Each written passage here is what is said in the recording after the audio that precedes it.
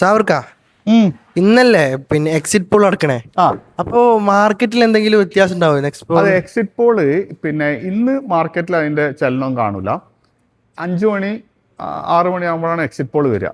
ഈ exit poll ഇപ്പം ഭരിക്കുന്ന കേന്ദ്ര ഗവൺമെന്റിന് അനുകൂലമായിട്ടുള്ള എക്സിറ്റ് പോൾ ആണെങ്കിൽ മാർക്കറ്റ്സ് ഒക്കെ നാളെ വലിയൊരു അപ്സൈഡ് ഉണ്ടാവും. അങ്ങനെയാണ് സാധാരണഗതിയിലുള്ളത്.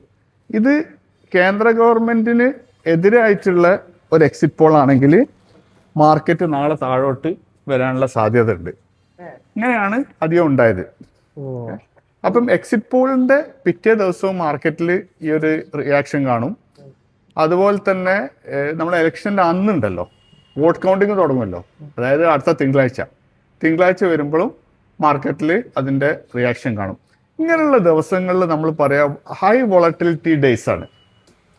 ഇപ്പം ഒരു പക്വതയുള്ള ഒരു ട്രേഡർ ഇങ്ങനെയുള്ള ദിവസങ്ങളിൽ സാധാരണ ട്രേഡ് ചെയ്യൂല.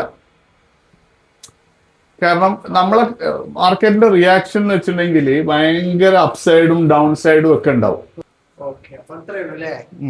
നാളെ മാർക്കറ്റിൽ അത് കാണാൻ പറ്റും, നമുക്ക് നോക്കാം.